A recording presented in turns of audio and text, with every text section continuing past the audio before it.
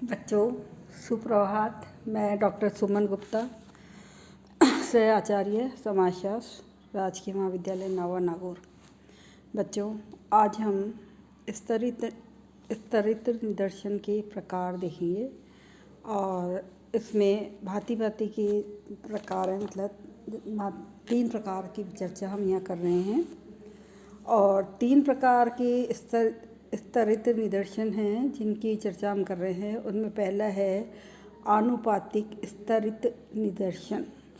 इस विधि के अनुसार प्रत्येक वर्ग में से निदर्शन हेतु उतनी ही इकाइयों का चयन किया जाता है जिस अनुपात में वर्ग की कुल इकाइयाँ समग्र में जितनी भी इकाइयाँ हैं उस अनुपात में इनका चयन किया जाता है, इसलिए इसको बोलते हैं आनुपातिक स्तरित निदर्शन। दूसरा है गैर समानुपातिक स्तरित निदर्शन। इस विधि में प्रत्येक वर्ग में से समान संख्याओं में इकाइयाँ चुनी जाती हैं। इस बात पर ध्यान नहीं दिया जाता कि उनका समग्र में अनुपात क्या है, सबको बराबर हिस्सा है। ठीक उसी तरह से जैसे घर में अगर हम कोई सामान लाते हैं और सब लोगों को उसी ढंग से आयु या आवश्यकता का ध्यान नहीं रखकर केवल संख्या के आधार पर, सदस्य संख्या कितनी है उसके आधार पर सामान का वितरण कर दें, तो ये गैर समानुपातिक स्तरित निदर्शन है, जिसमें इकाइयों की संख्या जो है समान संख्या चुनी जाती है। उसमें उनका इस बात का ध्यान नहीं रखा जाता कि उसमें समग्र में उनका अनुपात क्या है। और अंतिम जो है वो है भार युक्त स्तरित निदर्शन। इस विधि में उपयुक्त दोनों विधियों का मतलब अनुपातिक और गैर अनुपातिक दोनों ही विधियों का मिश्रण इस विधि में पाया जाता है। इस निदर्शन में पहले क्या करते हैं, प्रत्येक वर्ग में से समान संख्याओं का चयन कर लिया जाता है और उसके बाद जिसमें अधिक संख्या है उस प्रपोर्शन में उसको एक्स्ट्रा वेटेज दे दिया जाता है। यह भार उसी अनुपात में प्रदान किया जाता है जिस अनुपात में वर्ग की इकाइयाँ समग्र में होती है। आप इसको ऐसे समझ सकते हो, जैसे घर में कोई सामान खाने का आपका लिमिट में आता है तो एक बार मम्मी क्या करती हैं, सबको बराबर बराबर बांट देती है, लेकिन अगर उसमें से कुछ हिस्सा बच जाता है तो वो हिस्से में से उस बच्चे को देना पसंद करती है जो बच्चा या तो बाहर से आया है या जो चीज़ उसको बहुत पसंद है या फिर वो बीमार है ना, इस तरह से। तो उसको एक्स्ट्रा वेटेज दिया जाता है कि ये तो बाहर से आया, हम तो रोज़ ही खा लेते हैं, इसको दे दो ज़्यादा, है ना, इस तरह से। या कभी कभी ये भी होता है कि ये बीमार रहता है, इसकी ज़्यादा आवश्यकता है, इस तरह से। तो एक्स्ट्रा केयर, एक्स्ट्रा वेटेज की बात हम करेंगे इसमें। स्तरित निदर्शन की गुण की बात जब आती है तो हम कहेंगे कि इसमें समग्र के प्रत्येक वर्ग की इकाइयों को निदर्शन में स्थान प्राप्त हो जाता है और किसी भी इकाई की उपेक्षित होने की संभावना नहीं रहती, पहली बात। दूसरा गुण है कि विभिन्न वर्गों का विभाजन बहुत ही सतर्कता के साथ किया जाता है और समग्र में से थोड़ी थोड़ी इकाइयों का चुनाव करने पर सभी का प्रतिनिधित्व उसमें आ जाता है, कोई छूटता नहीं है। तीसरा है इसका कि इसमें किसी इकाई को आवश्यकता पड़ने पर त्याग कर उसके स्थान पर दूसरी इकाई चुनने की सुविधा भी रहती है। यदि आरंभ में निदर्शन में कोई और व्यक्ति चुना गया है लेकिन उसकी उपलब्धता नहीं है तो ऐसे में हम उसके स्थान पर किसी अन्य व्यक्ति का चयन कर सकते हैं, ये एक सुविधा है इसमें। और नेक्स्ट है वर्ग विभाजन भौगोलिक आधार पर भी हो सकता है।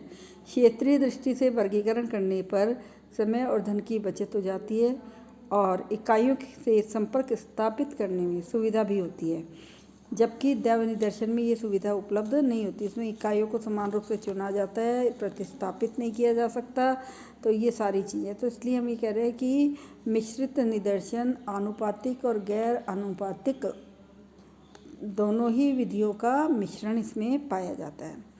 अब हम बात करेंगे स्तरित निदर्शन की दोष, कमियां जो है उनकी चर्चा करेंगे। पहली है यदि वर्गों का विभाजन ठीक से नहीं किया जाए तो इस निदर्शन में पक्षपात या अभिनति आने की पूरी संभावना बनी रहती है। दूसरा है, यदि भिन्न भिन्न वर्गों के आकार में अत्यधिक अंतर हो तो समान अनुपात में इकाइयों को चुनना कठिन हो जाता है। आपस में विवाद हो सकता है, मनमुटाव हो सकता है, ये स्थितियाँ बन सकती हैं। नेक्स्ट है, यदि वर्गों से इकाइयों का चुनाव असमानुपातिक आधार पर किया गया है तो बाद में भार का प्रयोग करना पड़ता है और इस कार्य में पक्षपात हो ही जाता है। मतलब एक बार आपने सारी इकाइयों को चुन लिया और उसके बाद जब एक्स्ट्रा वेटेज देने की बात आती है तो उसमें कहते हैं कि उसमें थोड़ा पक्षपात आ ही जाता है। नेक्स्ट है, ऐसा भी हो सकता है एक इकाई में ऐसे मिश्रित गुण विद्यमान हो कि निश्चित करना कठिन हो जाए कि उसको किस इकाई में रखा जाए या किस वर्ग में रखा जाए, तो इसलिए ये भी एक बड़ी समस्या बन जाती है। तो इस तरह से अपन ने स्तरित निदर्शन के गुण, स्तरित निदर्शन के प्रकार और दोष की चर्चा की है। अब अन्य प्रकार के निदर्शनों की भी चर्चा हम संक्षिप्त रूप में करेंगे और इसमें कहेंगे कि एक तो है बहुस्तरीय निदर्शन। बहुस्तरीय निदर्शन में अपन कहेंगे कि इस विधि का प्रयोग बहुत बड़े क्षेत्र से निदर्शन को निकालने के लिए किया जाता है। इसे बहुस्तरीय निदर्शन इस कारण कहा जाता है कि इसमें निदर्शन चुनाव की प्रक्रिया कई स्तरों से होकर गुजरती है। जैसे 3-4 स्टेप्स में होकर निकलती है। प्रथम स्तर पर पूर्ण अध्ययन क्षेत्र को कुछ सजातीय आधारों पर बांटा जाता है। फिर उसमें क्षेत्र समान क्षेत्रफल से चुने जाने चाहिए। प्रत्येक क्षेत्रवासी में अधिकतम समानता होनी चाहिए, पहली बात। दूसरा है, द्वितीय स्तर पर प्रत्येक क्षेत्र में से कुछ गांव अथवा नगर को दैव निदर्शन प्रणाली के आधार पर चुन लिया जाता है। तीसरा जो स्तर है उसमें कहेंगे कि द्वितीय स्तर से चुने हुए प्रत्येक ग्राम अथवा नगर में से कुछ गृह समूह दैव निदर्शन प्रणाली के आधार पर चुन लिए जाते हैं। और अंतिम जो चरण है वो है कि इन सारे समूह में से कुछ परिवारों को दैव निदर्शन प्रणाली से चुना जाता है। तो इस तरह से हम कहेंगे कि बहुस्तरीय निदर्शन, दैव निदर्शन तथा संस्तरित निदर्शन का एक सम्मिलित रूप है। अतः इसका सावधानीपूर्वक प्रयोग किया जाना चाहिए। अगर हमें दोनों निदर्शनों का लाभ लेना है तो ये विधि अति उत्तम विधि। नेक्स्ट है सुविधाजनक निदर्शन। इस निदर्शन में जैसा नाम ही से चल रहा है पता कि अनुसंधानकर्ता अपनी सुविधा के अनुसार निदर्शन का चयन करता है। निदर्शन के चयन से पूर्व उपलब्ध समय, साधन, सूची, इकाइयों से संपर्क स्थापित करने की योग्यता आदि को ध्यान में रखा जाता है। उसके बाद सुविधा के अनुसार निदर्शन से इकाइयों का चयन किया जाता है। ये विधि अनियमित, आकस्मिक, अवसरवादी विधि भी कहलाती है। ये विधि अवैज्ञानिक होती है क्योंकि इसमें पक्षपात की अधिक संभावना बनी रहती है। फिर इसके बाद नेक्स्ट है स्वयं निर्वाचित निदर्शन।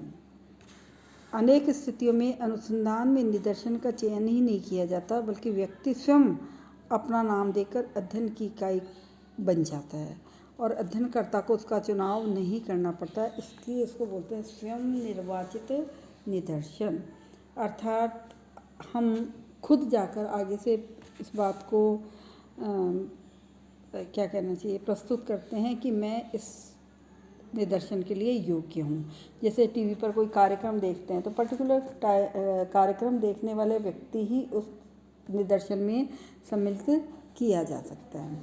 जो लोग इस संबंध में, जैसे कोई कार्यक्रम है उसका कोई सूचना मांगी जाती है तो उसमें केवल वही लोग पत्र डालते हैं जो नियमित रूप से उसको देखते हैं, या वही लोग सुझाव देते हैं जो नियमित रूप से उस कार्यक्रम को देखते हैं। तो इसलिए इसको बोलते हैं स्वयं निर्वाचित निदर्शन। नेक्स्ट है क्षेत्रीय निदर्शन।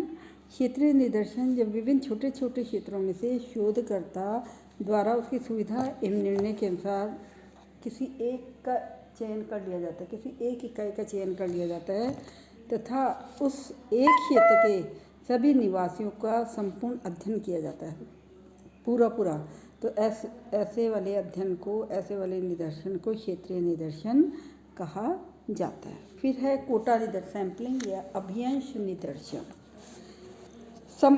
इस विधि में समग्र को कई भागों में बांट दिया जाता है। फिर प्रत्येक वर्ग में से चुनी जाने वाली इकाइयों की संख्या तय कर ली जाती है।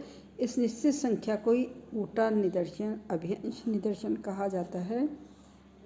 इसके बाद शोधकर्ता प्रत्येक वर्ग में से निर्धारित मात्रा में अपनी इच्छा अनुसार इकाइयों का चयन कर लेता है। यह विधि गणनाकार की ईमानदारी, योग्यता और निष्पक्षता पर निर्भर करती है। कोटा सैम्पलिंग है ना, इसमें पक्षपात आ भी सकता है और नहीं भी आ सकता है।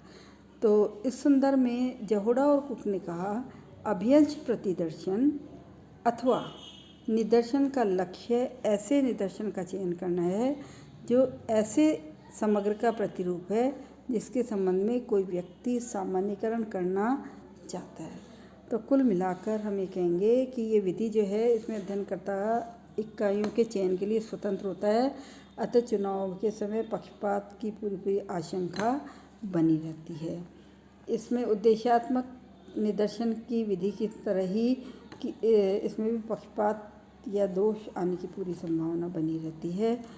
फिर अपन कहेंगे इसमें जो फ्रैंक येट्स ने भी कहा कि ये कोटा सैम्पलिंग जो है ये कम खर्चीली विधि होती है। इस विधि के द्वारा निकाले गए निदर्शन में विश्वसनीयता की जांच संभव नहीं है। और मोजर और कार्ल्टन ने भी कहा कि ये विधि देखने में तो सरल है, लेकिन जब क्षेत्र में, फील्ड में जब जहाँ कार्य करने के लिए जाते हैं तो इसमें कार्यकर्ता पर बहुत सारे प्रतिबंध लग जाते हैं, जो उससे क्षेत्र में काम करना मुश्किल हो जाता है। अंत में हम ये कहेंगे कि कोटा सैम्पलिंग या अभियंश निदर्शन विधि का प्रयोग गंभीर एवं गहन समाज के वैज्ञानिक शोध के लिए किया जाता है। अक्सर इस विधि का प्रयोग नहीं किया जाता है, केवल अनुमानिक निष्कर्षों के प्राप्त करने का उद्देश्य जब होता है वहाँ पर कोटा सैम्पलिंग का प्रयोग किया जाता है। तो इस तरह से बच्चों, आज ये अपना निदर्शन के विभिन्न प्रकार, उनके गुण और दोष की चर्चा कर ली हमने आज। और अब हम अगली क्लास में जब मिलेंगे तो हम बात करेंगे निदर्शन की समस्याओं की। आज के लिए इतना ही, धन्यवाद।